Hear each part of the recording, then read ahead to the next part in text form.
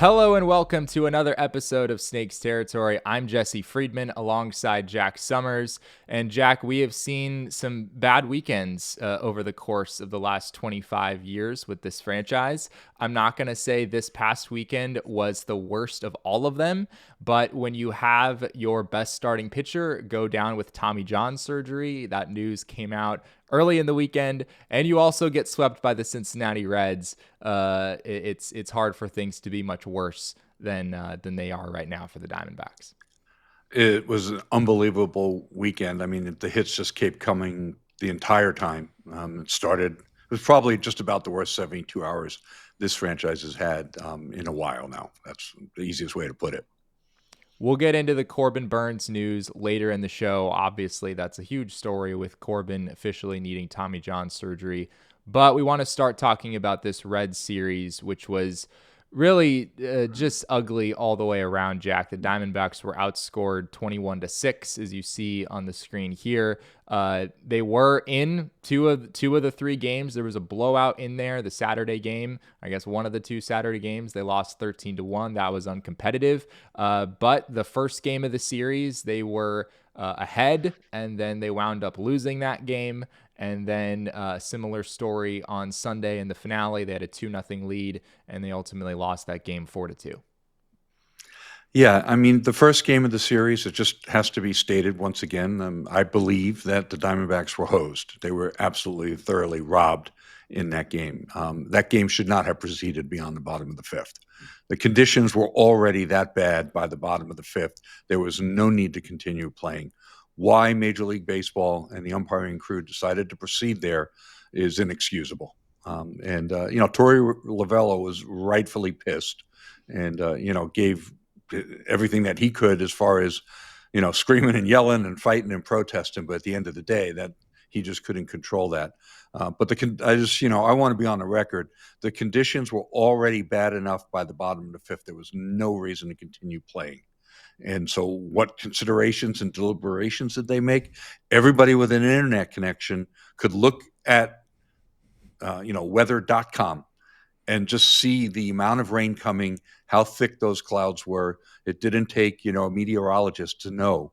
And then as you watch the sixth inning proceed, yes, the Reds managed to get through the top half of the sixth unscathed, but it was really already virtually unplayable. And then by the time the Diamondbacks, had to pitch their way through that, Christian Men is sitting there gripping the ball as hard as he can, wiping his hands like every few seconds. Next thing you know, he's on the injured list. A ball skips and hits Gabriel Moreno in the hand that probably would have bounced. And, it's easy to say, oh, come on, you're extrapolating the conditions into those injuries, but they were pretty tightly related. Not to mention, Christian Mena throws a really good curveball. If he's able to grip the ball, I don't think he hangs that curveball. So, it cost them the game. But it was their fault that they came out on Saturday, flatter than a pancake and really never got going again for the rest of the series. I think, yeah, I'm with you there. I think the Diamondbacks, as much as this game should not have continued after the fifth inning, as you said, I'm very much with you there. The Diamondbacks still really were. I don't know if uncompetitive is quite the right word, but they did not come out to play in that first game on Saturday. Ultimately, the Diamondbacks lose the game on a hit by Christian Encarnacion Strand in the bottom half of the 10th inning. They win on a walk-off. I felt like Alek Thomas probably should have made that play, Jack. That's another criticism you could have of the team itself. At least it's a play that felt a lot more playable than Thomas made it look. I know his routes have never been fantastic. Usually he's making up for that with his speed, but he just kind of got all twisted around in that situation. And, the Diamondbacks didn't lose solely for that reason, but just another example of a play that this team is not making in 2025 that it feels like they might have made the past couple of years.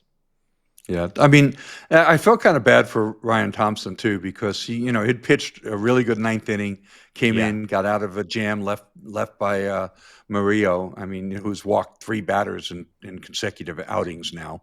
He put out that fire, and he was fantastic. I think he's on six straight scoreless outings, which is great for him.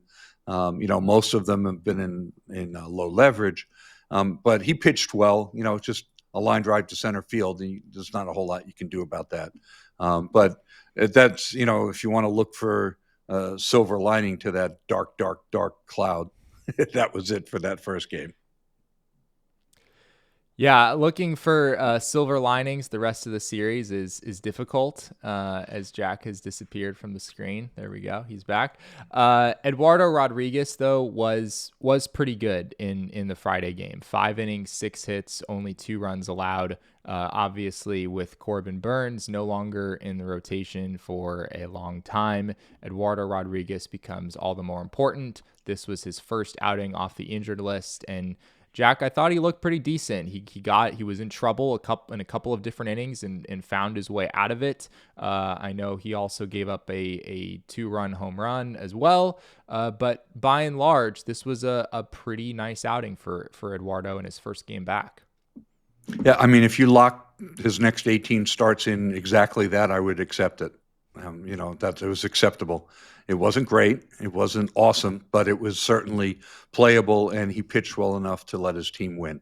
He was capped at 72 pitches because his first game back, under different circumstances, he could have easily pitched another inning at least and gotten through 6 there. Who knows how it would have worked out, if he was going to 85, 90 pitches. And we'll find out pretty soon, because he'll be pitching in the next series against the Mariners. I'll take that from Erod. It looked like Erod. It wasn't outstanding. It was okay. This will work. That's the best way I could put it.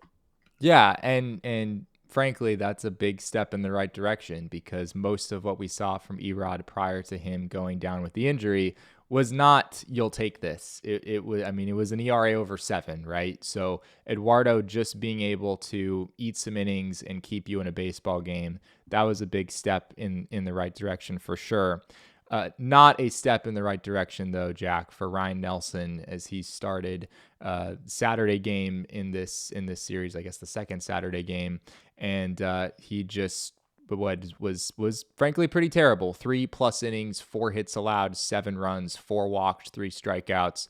We often talk about how Ryan's fastball can be a really great weapon for him, but it also, if that pitch is not there, he doesn't really have a whole lot else in his arsenal to turn to, and it was pretty clear his fastball command was just not on point in that game. It was 13-1 by the 4th inning, and the Diamondbacks ultimately lost by that same score.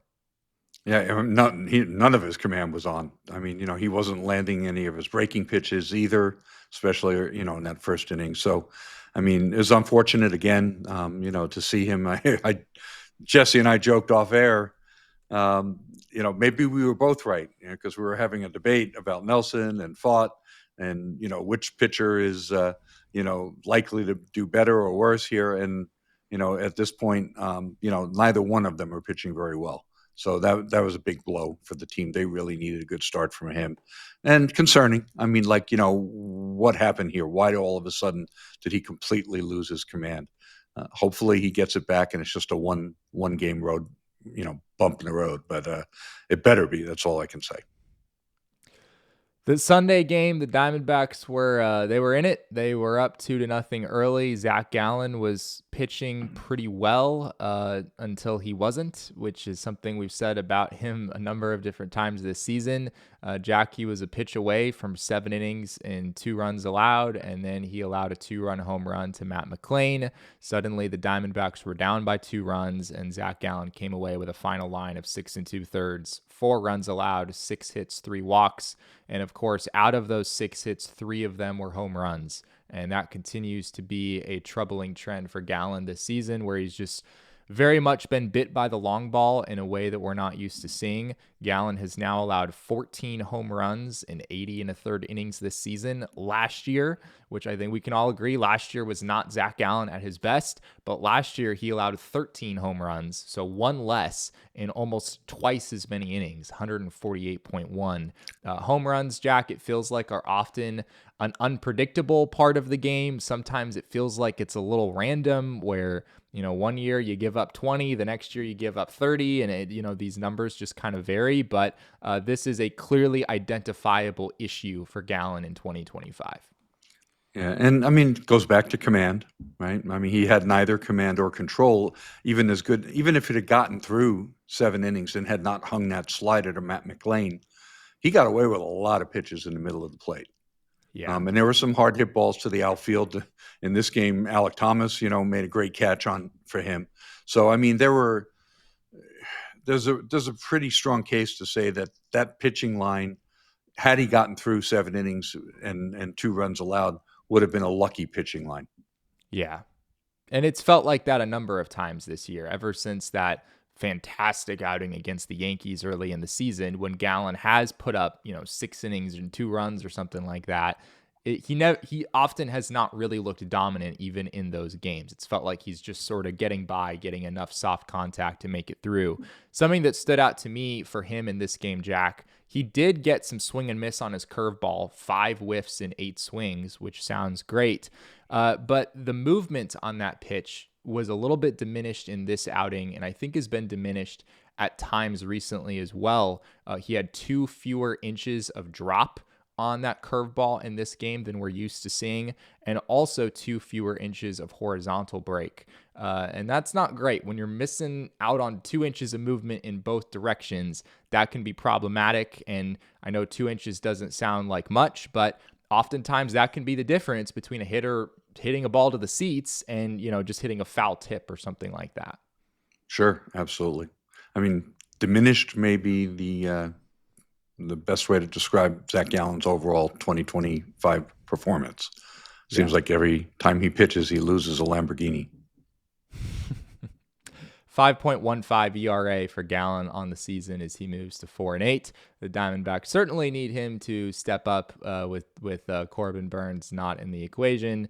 We'll see if that happens. We're going to talk more later in the show about how that situation shakes out, kind of how you can project forward this Diamondbacks rotation without Burnes in the picture. But before we do that, we do have some quite a bit of bad news in this episode to talk about. But with our Arena Club Player Spotlight, we're going to talk about some good news here just briefly as well.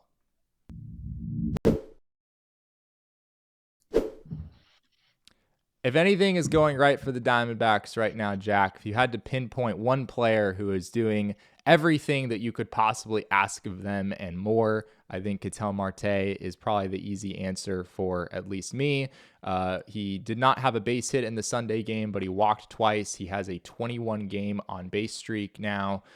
He has been just outstanding for the Diamondbacks since coming off the IL, and he looks every bit like the bona fide MVP candidate that we saw a year ago. Yeah, I mean, the power surge has been phenomenal. I mean, 12 home runs since May 2nd? It's really a restatement of the simple fact that Ketel Marte is hands down the best hitting second baseman in the league and really one of the top 10 or 15 hitters in baseball. Somebody asked me today, why is everyone but Ketel Marte so streaky? And I said, the reason is because he's one of the top 10 or 15 hitters in the game. And so their slumps and their downtimes are going to be a lot shorter than everybody else. And, really, this has gone on since the second half of 23 and into the postseason that year. A fully healthy Ketel Marte over essentially the last 2 calendar years is one of the best players in baseball. And it's fun to watch him go up there and hit. He's a switch hitter and he can bang it from either side. What's amazing this year is how many of those home runs have come batting left-handed. Whereas, we're used to seeing him really bang it right-handed. But this year, I think the vast majority of his home runs have come hitting left-handed. I'm looking at the numbers right now. You're right. 10 of the 12 Ketel home runs in 2025 have come batting against righties, so batting left-handed. And he has significant splits, Jack, really the opposite of what we're used to seeing with him. He has an 1182 OPS against righties this year compared to a 733 OPS against lefties. So imagine if Ketel is able to continue these numbers against righties and somehow return to his normal self against lefties. Could really be a sight to behold. Well, that's a nice fantasy, but most like most likely it flips back around the other way. I mean, look, Yeah. that's always one of the difficulties with switch hitting is always one of your swings is going a little bit better than the other. Yeah. Looking at his Savant page, I will add his numbers there are even more impressive. He has a 334 expected batting average. I think this is probably entering play on Sunday. 642 expected slugging percentage. Both of those numbers are higher than his actual numbers right now. The other thing is he has more walks than strikeouts this year, 25 walks to 21 strikeouts. Ketel has generally, had good plate discipline numbers. We've never seen him do that before. So shout out to Ketel Marte, even though it feels like everything else is going terribly in the Diamondbacks world right now. He very much deserves that recognition. But speaking of our friends over at Arena Club, let's check out these.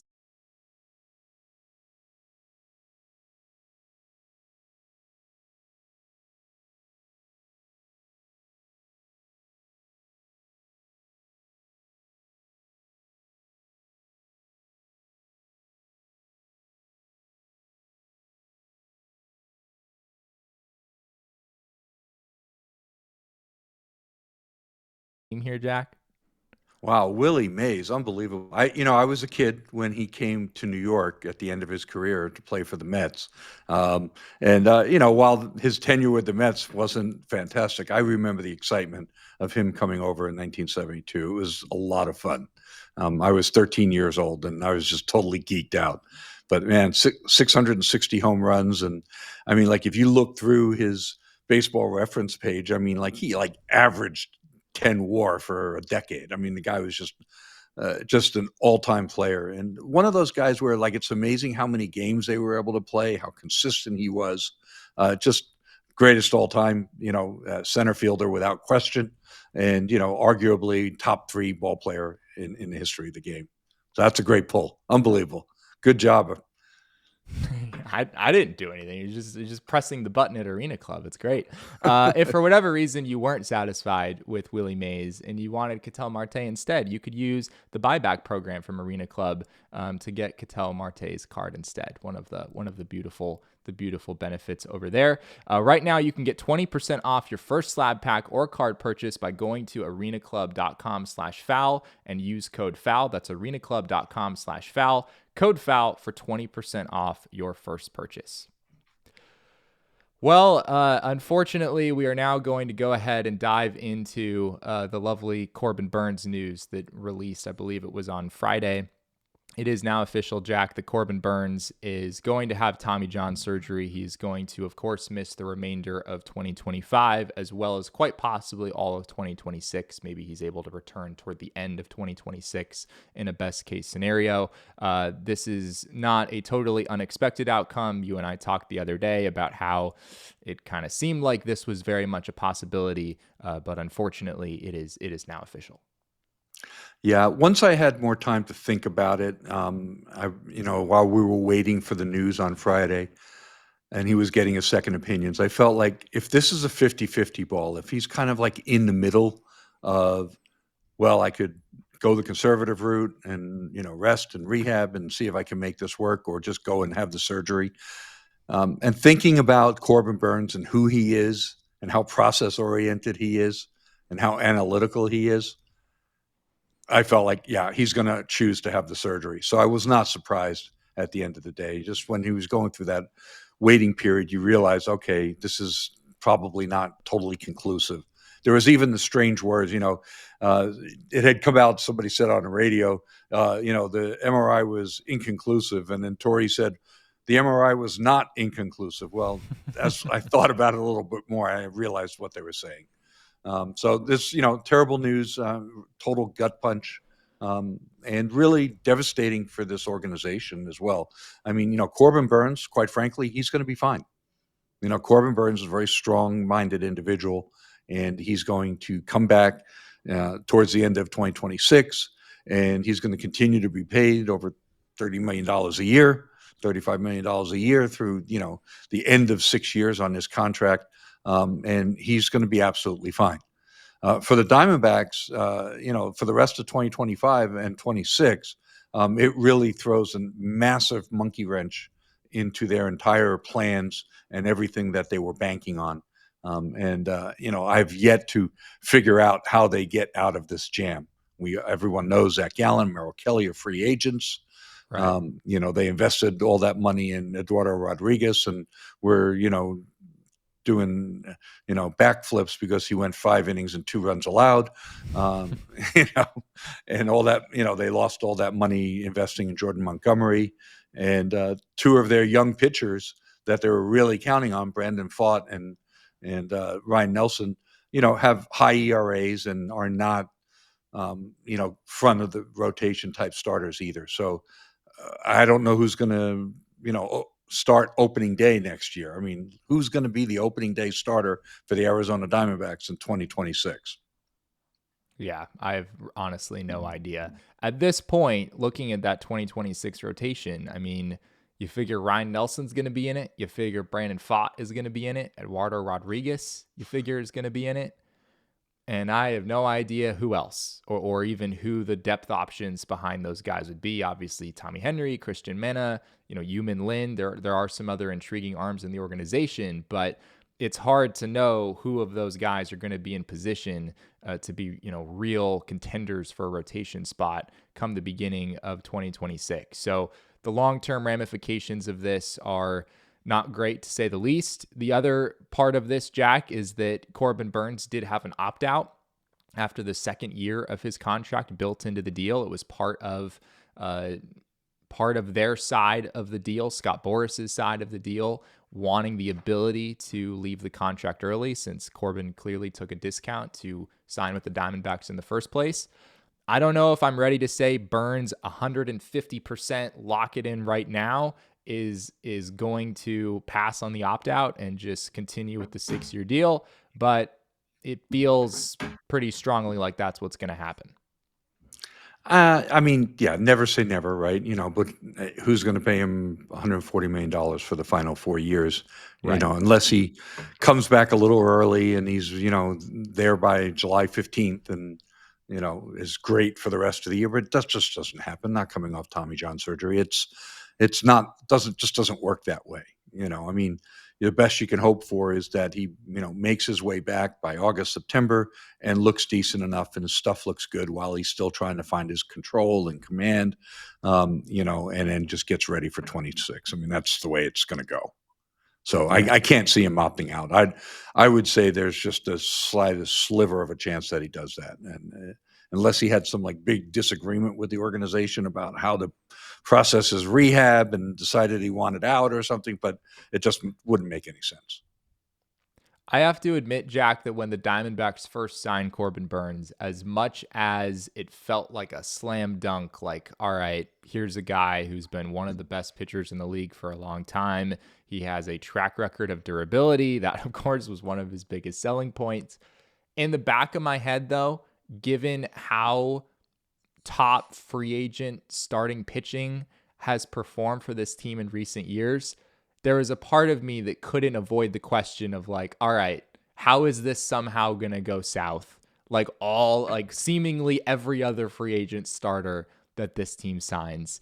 And here we are having a conversation about Corbin Burnes, 11 starts into his Diamondbacks career, needing Tommy John surgery for the first time in his career. This is just par for the course lately when this team signs a starting pitcher free agent, right? I mean, it goes back to Madison Bumgarner, who had a 5.23 ERA for this team before being DFA'd. Eduardo Rodriguez, of course, as you were just talking about, he's made 20 starts since signing that $80 million contract. He has a career 5.87 ERA with the Diamondbacks in those 20 starts. And then, of course, Jordan Montgomery. He made 21 starts for the Diamondbacks last year, a 6.23 ERA, and then is also having Tommy John surgery. I mean, these are all moves that I think most people felt pretty positively about. Maybe there were more mixed reviews on some than others. These are 4 moves that people felt pretty positively about, and certainly this Burnes deal is far from over. The Erod deal is far from over. But as of right now, they all have been pretty disastrous. A month ago, we spoke about an article that I wrote on May 5th basically saying the D-backs need to completely rethink their entire approach to, building a starting pitching staff, and whether or not they should ever be signing any more guys in their 30s to these large multi-year contracts. At that point, Burnes had just missed a start because of a shoulder injury, and just we didn't know what was going to be the case. But we even put up a graphic, if you remember, from my article, showing the numbers that you just pointed out. So I think, the big takeaway here, clearly it's been, every man and his dog that follows this team can recite all the failed starting pitching contracts. But the question for me is, what does the organization learn from this? Yeah. Are they able to engineer a top-down rebuild of how they acquire and manage pitching talent and develop it and get it to the major leagues with the capability of having one or two frontline starters? They've just had no success there whatsoever. Zero, none, nada, zilch. I mean, this organization has not had any success developing frontline starting pitching. And there's just no argument about that. And every effort that they've made to buy guys in their 30s has blown up in their face. So let's try something different, like figure out why they're not developing, frontline starting pitching. It's hard to do. No one's saying it's easy, but that's why they get paid the big bucks. And comparatively, they have no choice. They have to figure that out as an organization. Well, where do the Diamondbacks go from here? Can the starting rotation that they still have find a way to keep them afloat down the stretch? We're going to talk about that on the other side of this break.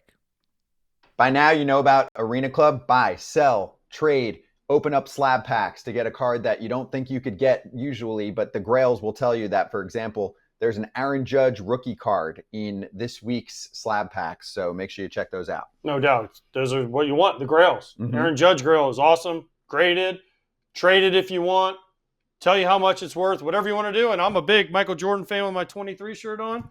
There's a Michael Jordan Grail in there that I'm looking forward to try to get. 20% off your first slab pack or card purchase at arenaclub.com/foul. Use code FOUL. Jack, I think if you're a D-backs fan, maybe this is a hard case to make. But on paper, the rotation that this team still has, there's some talent here, right? I mean, there are some guys who have decent track records in this league. We saw what Zac Gallen and Merrill Kelly did basically just by themselves in 2023. Eduardo Rodriguez, despite what's happened the last couple years, was a pretty darn good pitcher in this league just a couple years ago.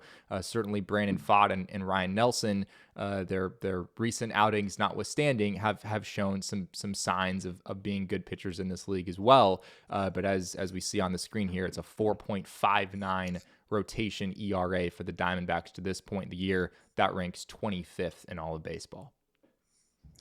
Yeah. This was not the way it was supposed to go down, right? Everyone thought this was going to be a top 10 rotation, not a bottom 5. And it's mystifying to some degree why it's been this bad. There was some expected regression for Zac Gallen when we looked at the preseason projections, and a couple of guys that we thought might have projected out better than they did have kind of been around there. But at the end of the day, for the most part, this rotation has completely failed to live up to their expectations. But, as I am wont to do, I still dug into the projections again and looked at the rest of season projections from Fangraphs, which is those are created by combining Steamer and Fangraphs Zips for projections to get the Fangraphs depth chart. This was done a couple days ago. What you're seeing on the screen here shows the top 5 starters in the rotation taking up 86 of what it was at that time the remaining 99 starts to the year. As Merrill Kelly and Zac Gallen with 19 each, Brandon Pfaadt with 17, Eduardo Rodriguez with 16, and Ryne Nelson with 15. And the projected ERAs, Merrill Kelly is at 3.89, Zac Gallen 3.91, Brandon Pfaadt 4.17, Eduardo Rodriguez, 3.96. Ryne Nelson, 4.20. And that came out to a composite 4.02 ERA, which is exactly league average. The league average projection for the rest of the year, the number on the screen is 4.08. That's the total ERA for all pitchers projected. The current MLB average is 4.02. So essentially, this is projecting the Diamondbacks rotation to be league average for the rest of the year. Which, to add some perspective here, would be quite good. Like if the Diamondbacks had a league average ERA or a league average starting pitcher ERA the rest of the season, with the offense that they have, that could be a pretty decent baseball team. Is that baseball team going to be good enough to overcome the fact that they're already 3 games below 500 and there's a whole bunch of teams between them and the third wild card spot? Like, I don't know. But that would really be great for this team if that happened. At the same time, Jack, it's hard to look at those projections and take them seriously if we're being honest, right? I mean, those projections basically view Zac Gallen, Merrill Kelly, and Eduardo Rodriguez as the same pitcher. And the eye test this season has a very different evaluation of all 3 of those pitchers, right? I mean, Merrill Kelly has looked awesome for most of the year. He's had a couple bumps in the road lately. But Eduardo Rodriguez, of course, has been by and large a disaster this season. And then Zac Gallen continues to have games like he had today where he's kind of surviving, he's pitching all right. And then there's a big hit in the 5th, 6th inning, something like that. I guess it was the 7th in this game that suddenly, makes it so he really didn't have a very good day at all. So we've been looking at projections like this for a while, and it feels like these numbers have not come to fruition at all for this team lately. Small sample size. That's the bottom line. I mean, the season to date, believe it or not, is still a small sample size when it comes to evaluating individual statistics. Let me just give an example. Merrill Kelly entered the season with a 3.82 career ERA and a 4.04 career FIP. His 2025 projection was for 4.03 ERA. He's beat that ERA so far with a 3.43. And so his rest of season projection has improved to 3.89 accordingly. Remember, preseason he was projected 4.03. 3.43 year to date has pulled it's all, weighted higher. The most recent performance is weighted more heavily. So it has improved his projection. If you look at Zac Gallen, he came into the season with a 3.45 ERA, but his most recent performance was a lot worse than that. And so his preseason projection was 3.69. Now he's at 5.15 for the year. And so his rest of season ERA, bounced up to 3.91. So, here again, I mean, the projections aren't going to look at a dozen starts that were really bad and say, okay, we're throwing out the window everything that's happened in their career before those 12 starts. That's not how projections work. And again, projections are not predictions. They're more or less an extrapolation, but they're a more well-informed extrapolation. They take many factors into account: the player's age, where he is in his career arc. Again, the most recent information is baked in there a little bit harder, and also batted ball data and all of these. I mean, the projections have gotten a lot more sophisticated over time. Now, where they really start to get crazy, though, is, for example, you look at Brandon Pfaadt. So he came into the year with a 5.06 ERA, but a 4.15 FIP. And we're all saying, okay, well, Brandon Pfaadt's a better pitcher than a 5 ERA pitcher. Right. But, where were we this year? I mean, his ERA for a long time this year was a lot lower than his FIP and xERA. But he came into the season with a 3.88 projection and a 3.73 FIP projection. Well, he's wildly missed that. 5.51 ERA, 4.91 FIP, and I believe his xERA is getting close to 7 now. Right. And in his case, I mean, he's completely disintegrated over his last couple of starts. But prior to that, we were like kind of raising our eyebrows and going, what's going on here? He's striking out so many fewer batters. He's walking more. The home run rate is back up. He's leaving pitches in the middle of the zone and getting hammered, and just seemed to be getting kind of lucky. And then that's the situation.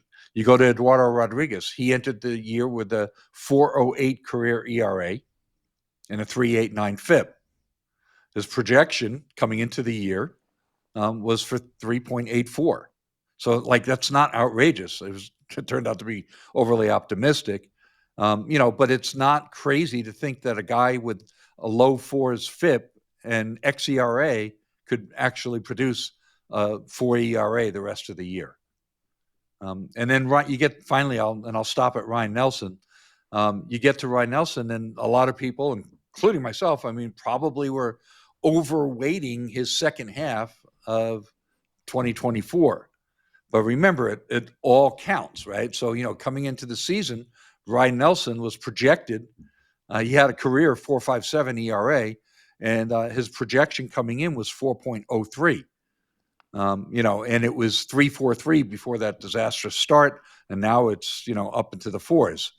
So people looked at the 4.03 ERA projection at the beginning of the season and said, how could that be? Ryne Nelson's a much better pitcher than that. Look what he did over the second half of 24.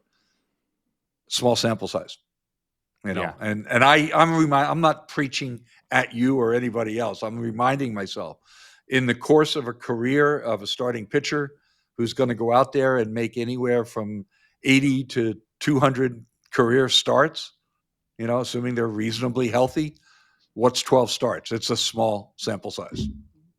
I feel like that's our favorite phrase on Snakes territory is small sample size. It's sort of a catch-all for doing baseball analysis, but it is kind of crazy how often it applies to just about every situation. This certainly being one of them. I guess in summary here, Jack, while it is not good news at all that Corbin Burnes is going to miss the remainder of the 2025 season, the projections at least suggest that there is enough talent here for the rotation to turn things around in a significant way, even without Corbin Burnes in it.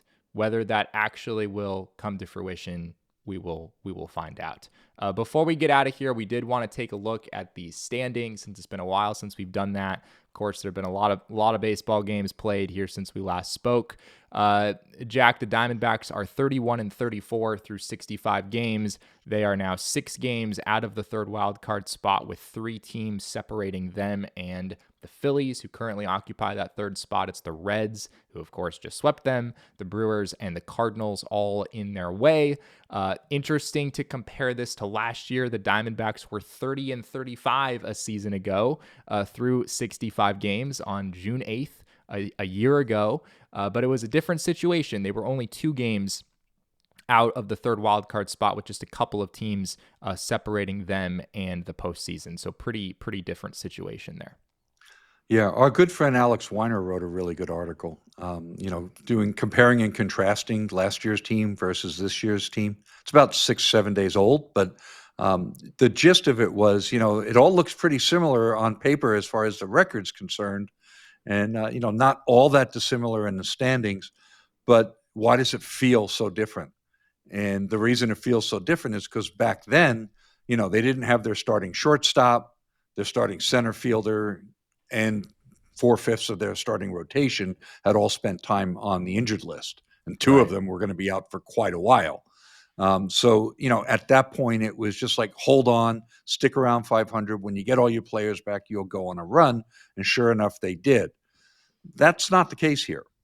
There is nobody coming back that's going to have that kind of impact. I mean, AJ Puck hopefully is back by the end of June and will help, fortify the bullpen. But that's certainly not, a reliever, even a good one, if he comes back fully healthy, isn't enough to turn this around.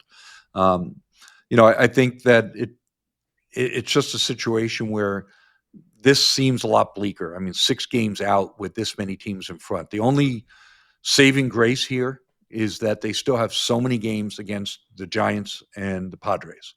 And if by some good stroke of fortune. They were able to really turn things around on a dime and start playing really good baseball. They play the Mariners first, and then they play the Padres over the weekend. They have 13 games against the Padres, 10 against the Giants, and if they were able to do some real damage there, not just squeak out like 7-6 season series victories, but like if they can really do well head to head against those two teams, then they can get back in it. But let's be clear, the Phillies on pace for 92 wins are in the third wild card spot. Yeah. You're not even going to sniff a wild card this year unless you get back to 89, 90 wins. You're not even going to be in the conversation at 83 or 4 or 5. It's just not going to happen. This year, it's going to take 90 wins or more to get into the wild card. So, they're 59 wins short of that with, what are we looking at? 97 games left. So what did you calculate? 59, 38 they need to go? They need to be 21. 90. They need to be 21 games over 500 just to get to 90 wins. And based on today's standings, they'd still be on the outside looking in. I will add a word. It's not great. Yeah, no, it's not great. I will add a word of caution there, that even though it certainly feels like we're trending toward, like low 90s is what you need to even be able to make the playoffs. I learned last year, Jack, that we really don't have a feel for that until like well into the second half of the season. If you look at where the standings were again a year ago today, the D-backs, as we said before, they were only 2 games out of the third wild card, even though they were 30 and 35. So if you had done the same calculation, the same calculation we just did a year ago, you would have found that it would take 80 wins to get to the postseason or to tie for the third spot. And of course, the Diamondbacks ended with 89 and were not able to do that. So maybe there's a world where, unlike last season, we have the opposite happen and some of those teams that are playing really well right now actually fall back. And maybe you can get into the playoffs with 86 or 87. I'm not expecting that, but I just think it's too early to know for sure.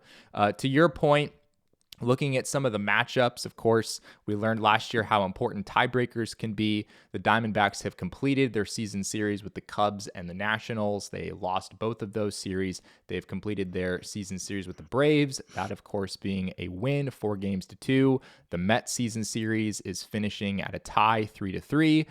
However, Jack, the Diamondbacks are not in a great position with most of these other season series. Phillies, Cardinals, Reds, Dodgers, none of those are complete, but they are trailing in all 4 of those. And then the Brewers and the Giants are the 2 other interesting NL teams that they do have an advantage in the season series so far. Yeah, I mean, the other good news there on that chart, I think, is that of their remaining 42 games, 25 are home and 17 are away, against these potential wild card and playoff opponents. So that's, I guess, slightly in their favor. They have 3 home against the Phillies, Cardinals, Reds. And then they have 3 home, 3 away against the Dodgers remaining, 7 home, 3 away against the Giants. Their 4 games against the Brewers are all on the road, though, in Milwaukee. And then they have 6 home and 7 away against the Padres. I guess maybe slightly less good news that the Diamondbacks actually have a better record on the road this season than they do at home. We wouldn't expect that to continue, but so far home field has not been much of an advantage for them. They're 15-17 at Chase Field compared to 16-17 on the road. So basically a wash there. You mentioned how they have some important games coming up. This next week, the Diamondbacks have a 3-game set with the Seattle Mariners, followed by a 3-game set with the San Diego Padres. That, of course, being very, very important. All of those interdivision games, very, very important from here on out.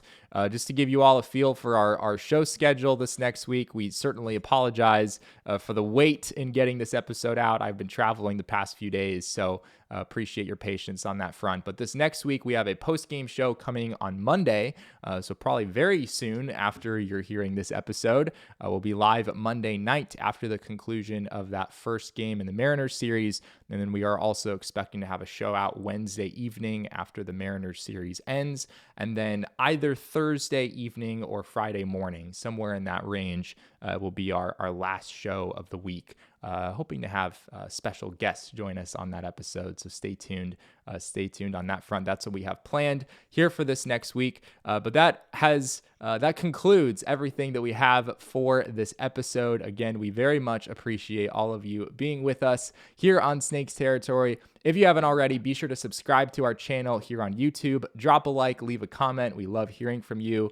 Jack does a great job covering the Diamondbacks over at Arizona Diamondbacks on SI. You can find his work at si.com/MLB/Diamondbacks. Over on Twitter, I am at Jesse N. Friedman. Jack is at ShoeWizard59, and our show is at Snakes Territory. Jack, anything else before we say goodbye? I wish we had some of the rain that they had in Cincinnati here in Arizona. We had a little bit this week, but we need more, please. Yeah, I have a feeling it's gonna be a bit of a wait on that front. We'll have to wait and see. Well, thank you again to all of you for being with us. We really appreciate it, and we'll be back again on Monday night with another episode of Snakes Territory.